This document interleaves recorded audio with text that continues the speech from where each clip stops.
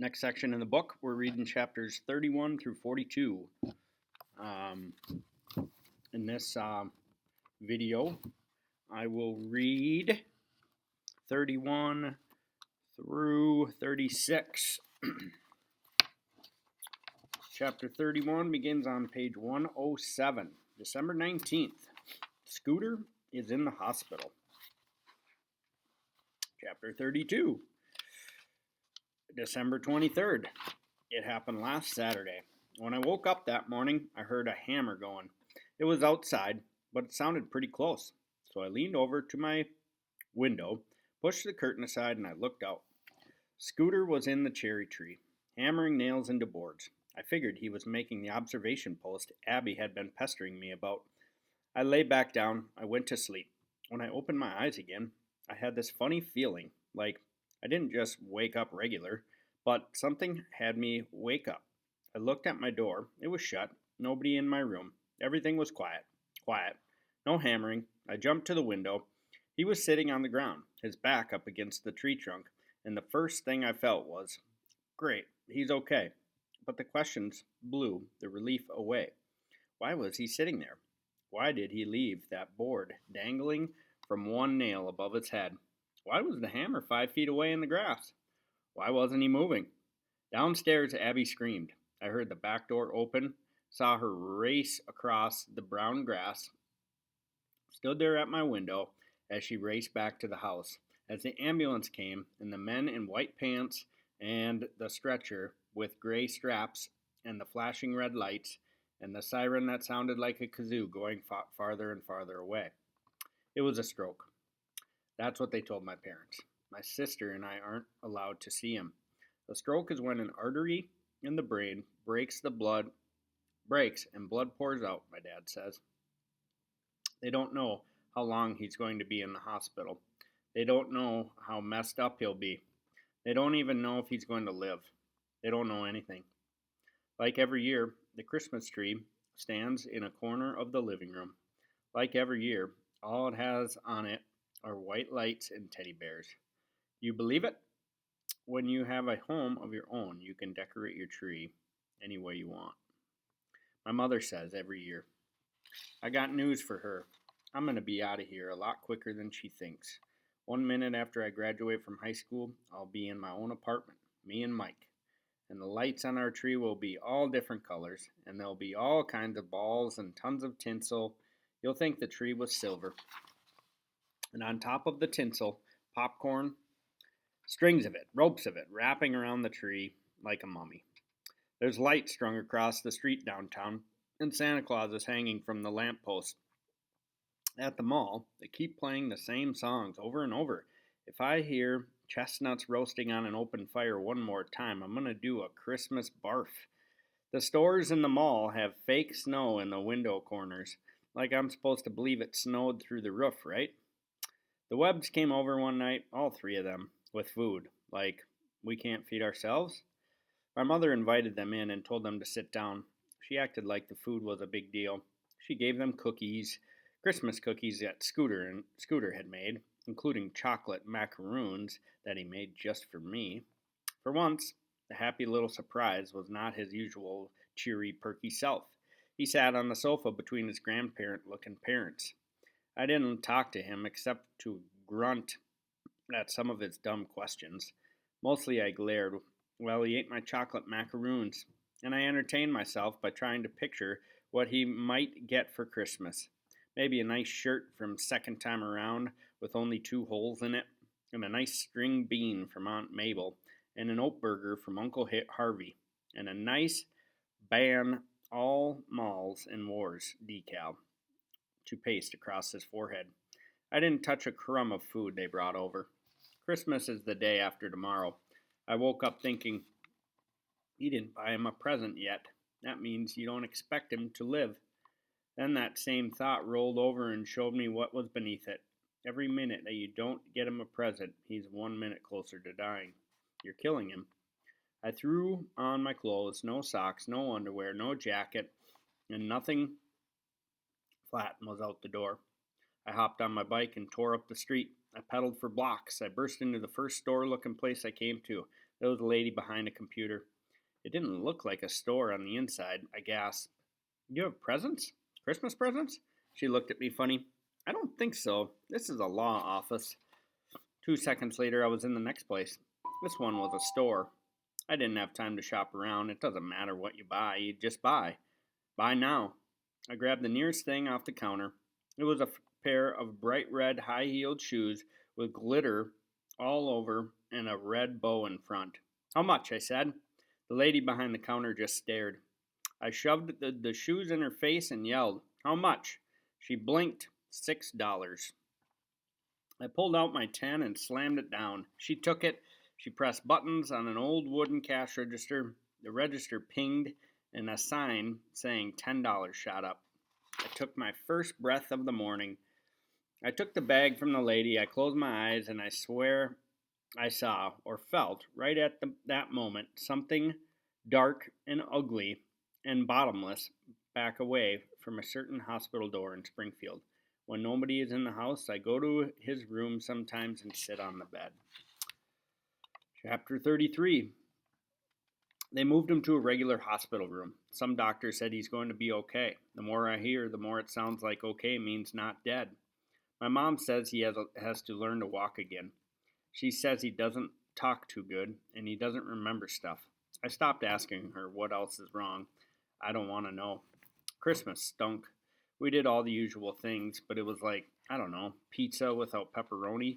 For the first time in my life, I had to be woken up Christmas morning. As usual, my parents had Christmas tapes playing when we came downstairs. For a minute there, I thought I was at the mall. The songs are always by the same singers, like a couple of prehistoric baboons named Perry Como and Bing Crosby. Perry, Bing, do you believe the names people had in the old days? Our piles were bigger than ever. I got a Dan Marino football. I got my own VCR and 2 tapes to add to my collection. Swamp Thing and Sports Bloopers. I got a game for my Nintendo and LA Raiders stuff. Jacket, wristbands, and a cap. And a bunch of other clothes. It was weird. All day long. There were times when I forgot, when it all seemed regular, but it never lasted. It was like there was this grinning, twisted little demon following me around, and whenever I started to feel good, it would go, Aha, you're forgetting. And it would whack me with a 2x4. Every year there's the same fight. Abby and I want to take our piles up to our rooms and start using them. My parents want them to stay under the world's most boring Christmas tree until New Year's so people who come to visit can see them. Except nobody hardly ever visits. This year, we didn't take no crap. We said, okay, you got 3 days. If nobody comes by then, the stuff goes. And that's what happened. And now, the only stuff under the tree is Scooters. My mom says we'll keep everything just so until he gets home. The bad part about that is that the tree is fake, so it will last and last.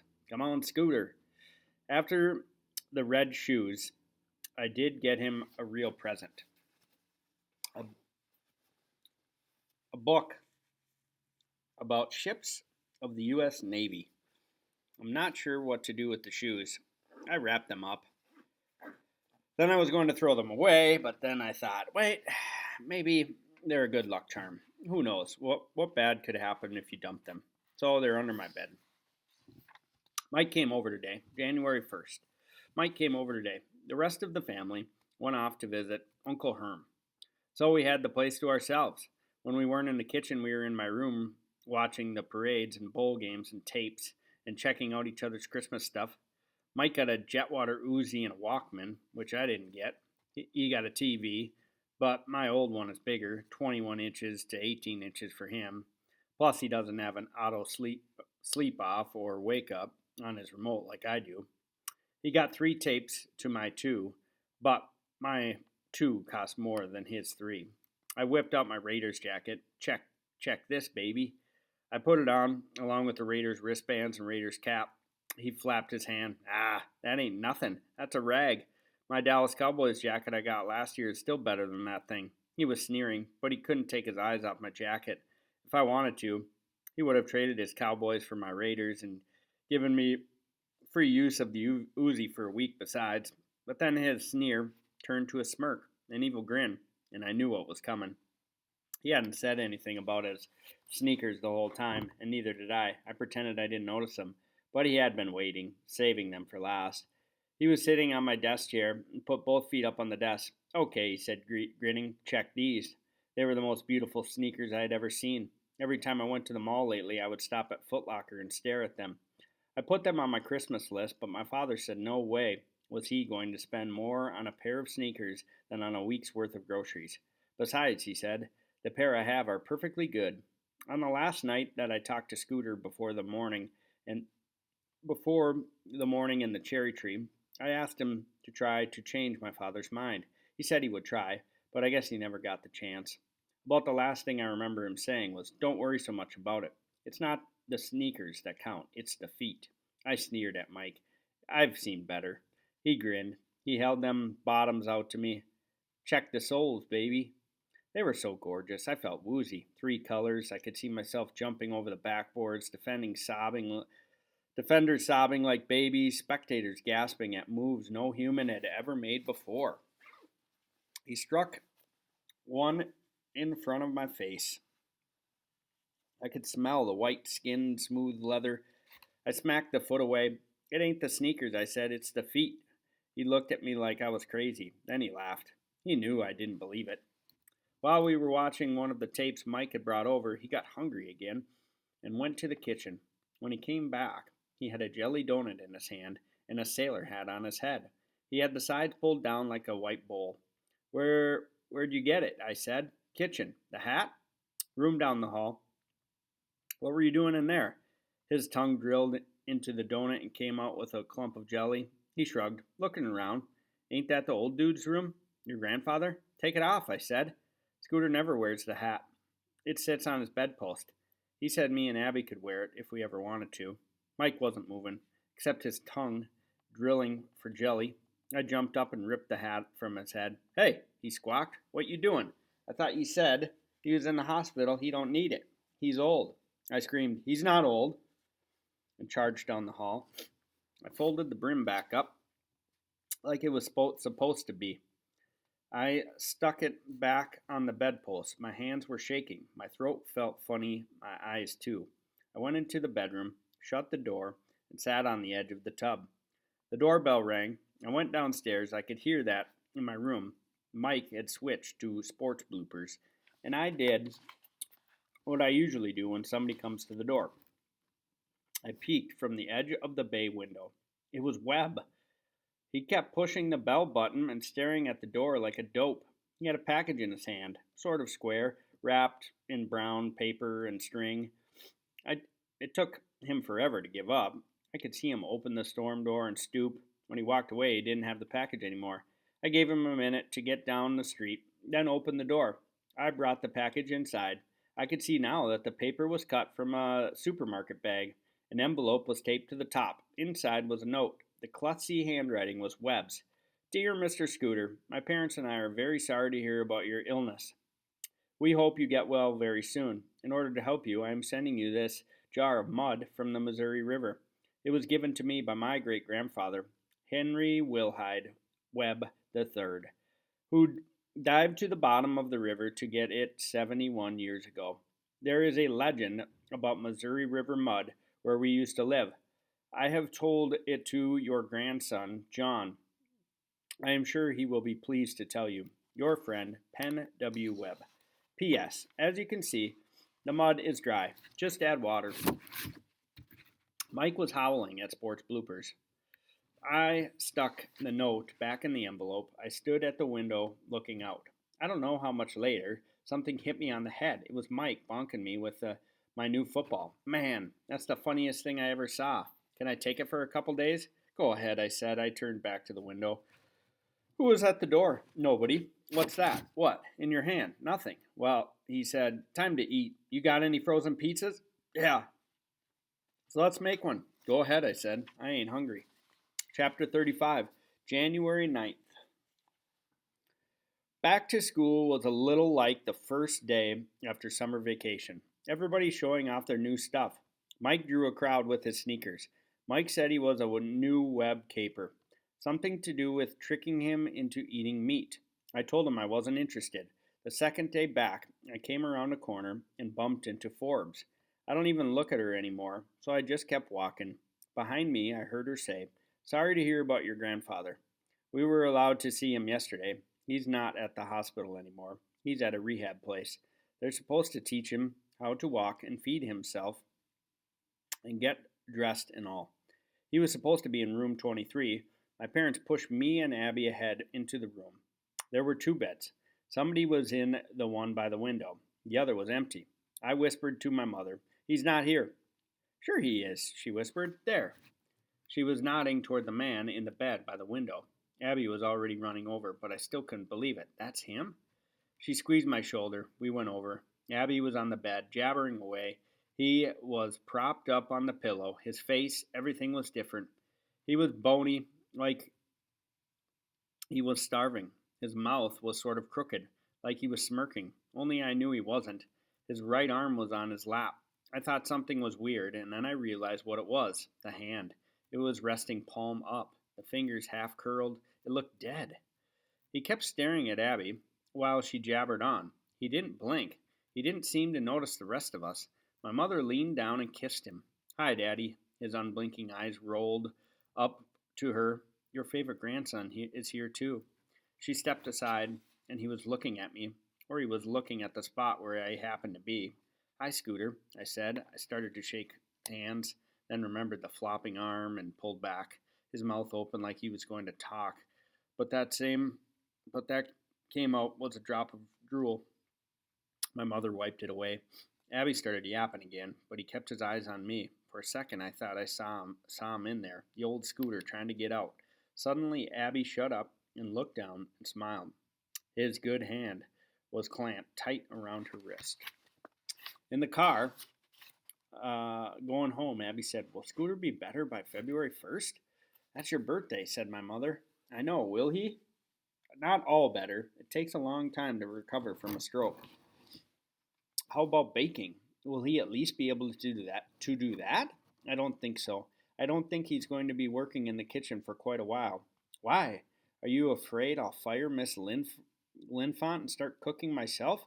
"Mom hired Miss Linfont a couple days ago. She's supposed to come one day a week and clean the house and do the wash, and 3 days to cook dinner for Abby and me. So far, she made one dinner for us. It stunk." Abby groaned. "I wanted him to make catfish cakes for me to take to school for my birthday." My mother told her, "We'll get you something nice from the bakery to take in." Abby whined, "I don't want that. It won't be the same. I want catfish cakes." She kicked the back of the seat. "I won't have a party," she was crying. "He's never going to call me Swabby again." Later, I felt clammy in the house, so I took myself for a walk. It was almost dark when I got back. I still didn't feel like going in. I wandered into the backyard. As backyards go, ours is pretty big. Bigger than Uncle Herm's or Mike's anyway. Bigger than Webb's whole property. There's 10 or 15 trees and a lot of bushes and stuff along the edges. And the dollhouse. I thought I saw something on the front of it. I went over. There was a cardboard sign scotch taped to the front. It read "Mouse House." I knelt down to look inside. Furniture was in there: tiny chairs and tables and beds and a kitchen stove. The dining room table was about 2 inches long and had 4 chairs around it with legs as skinny as toothpicks. On top of the table was the very end tip of a slice of pizza. As I got up from the mouse house, something in the bushes caught my eye. I looked closer. It was a pile of sticks, about the size of a heaping plate of spaghetti. 10 feet away, you'd never see it. I walked along the line of bushes. There was another stick pile, and there, all along the 3 sides of the yard. As I headed for the house, I saw another one under a tree, right next to the trunk. I checked out the other trees. About every other one had a pile. Before going into the house, I turned to look back. Not a stick pile in sight. The ones by the trees were on the far sides. You couldn't see them from the house, even in broad daylight. I don't know why, but I just stood there for a minute. The leaves were long gone from the trees. Some of the bare branches were forked and jagged. They looked like black lightning against a sky smeared with raspberry jam. This morning, when I left for school, I stopped to check Mouse House. The pizza tip was gone. The tiny tabletop didn't have a crumb. Chapter 36, February 1st. My mom had gone off to work as soon as she woke up. My dad was away on business. Miss Linfont wasn't in yet, and me and Abby were in the kitchen with 4 boxes of cookies from Hannah's Bakery. Abby smacked one of the boxes. I told her not to get anything. I told her I won't take them in. She clawed one of the balloons my mother had gotten at the party store. It popped. I was waiting for her to tack the big happy birthday Abby sign. I won't, she growled again. So don't, I said. I won't. I reached under the sink and pulled out a plastic bag. Take these. The grump fell from her face. She looked at me. She looked in the bag. She looked back at me. What are they? What do you think? I said. Catfish cakes.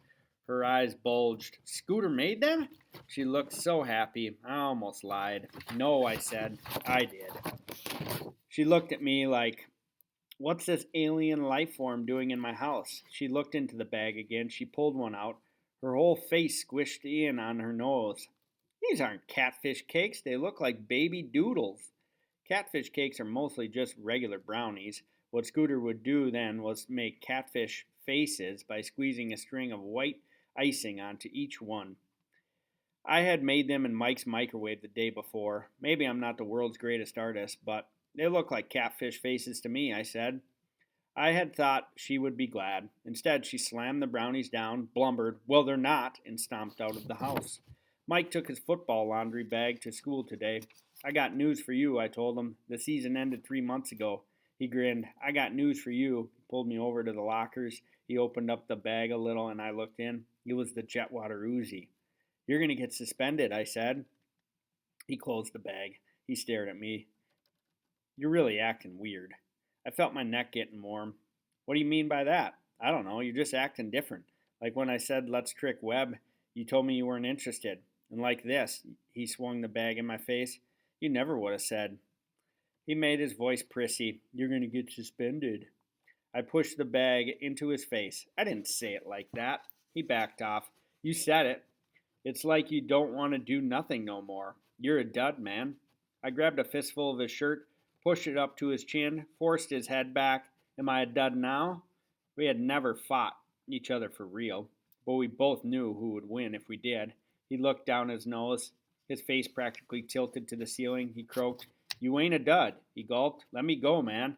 I pushed him into the lockers and went to homeroom. This afternoon, a block from school, a gang of kids were yelling and hooting near a stop sign. As I got closer, I could see between the heads enough to know it was DeLuca and Webb.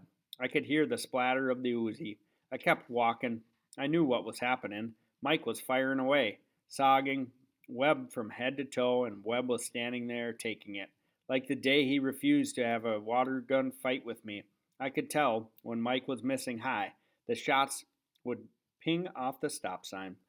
Was Mike right? Was I a dud? Why wasn't I joining the mob and hooting with the rest of them? Why wasn't I grabbing the gun and pumping a couple rounds into the victim myself? In fact, I feel like grabbing the gun, but I felt more like shooting DeLuca than Webb. Did that make me a dud? Did others see me that way? Crash Coogan, the Crash Man? Suddenly, the name didn't seem to fit exactly. I had always thought my name and me were the same thing. Now there was a crack of daylight between them, like my shell was coming loose. It was scary. When I looked back, the mob was a block behind me. Tonight, when I came back from the bathroom to go to bed, I found a note on the blanket. It was from Abby. I'm sorry I was so mean this morning. I guess I was being a big baby. Thank you for making catfish cakes for me, even if they didn't look like catfish. That's the end of chapter 36.